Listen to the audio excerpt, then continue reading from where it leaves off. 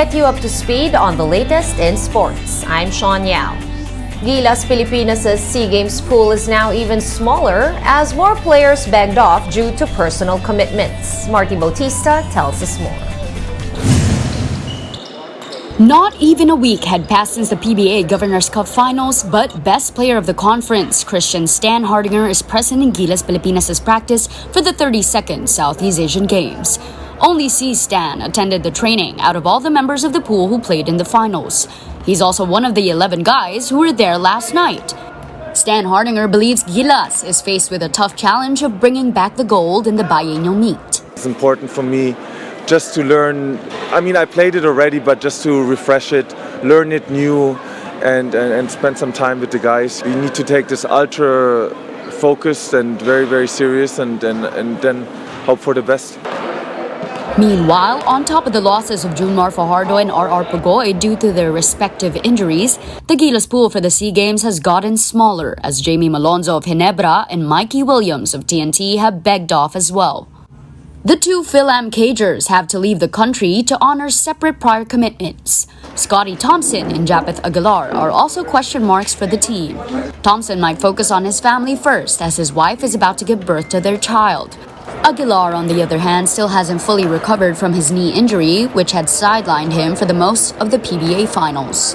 Those are huge losses to the team. Like I said, just like last year, we were practicing with a certain number of guys, and then just before we left, suddenly Bolly couldn't make it, Kevin Alas couldn't make it, Japeth got injured in the finals. So, hate to say it, but here we go again. Despite worries, Reyes is confident that the Philippines will still have a solid outing in the SEA Games. There's nothing we can do about the injuries.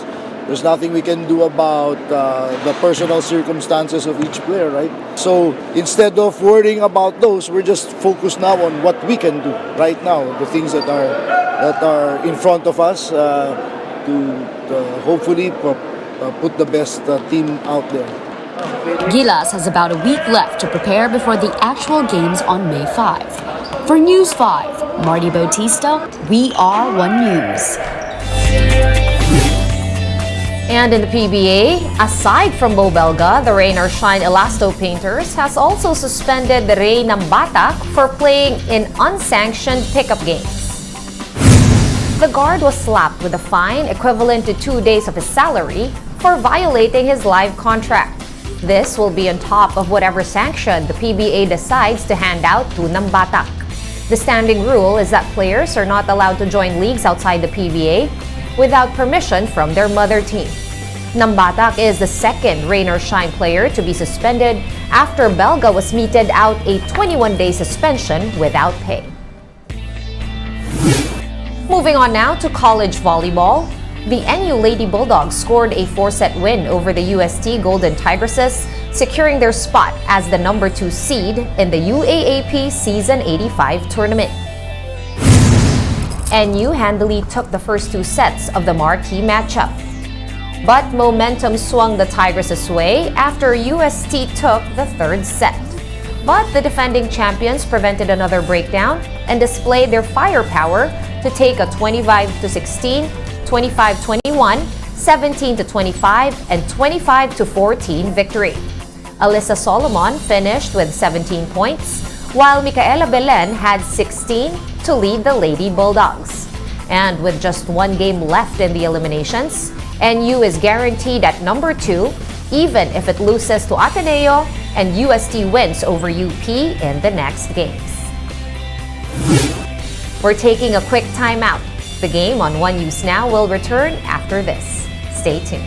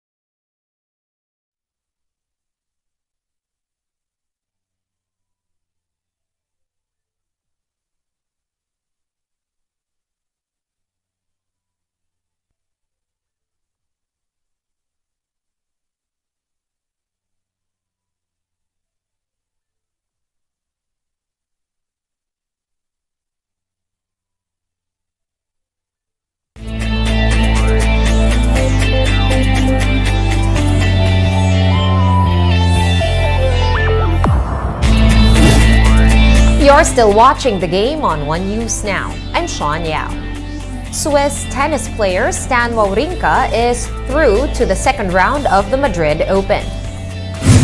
Wawrinka scored a tough 3-set win against American Maxime Cressy in a game that lasted just under 2.5 hours. After losing the first set, the three-time Grand Slam champ bounced back in the next two to advance 6-7, 6-3, and 7-6. He will next face Russia's Andrei Rublev in the succeeding round. Pele is now officially part of the Portuguese dictionary as an adjective. The Pele Foundation and Sport V launched a campaign to get the late football legend into the dictionary as a tribute and in recognition of his legacy.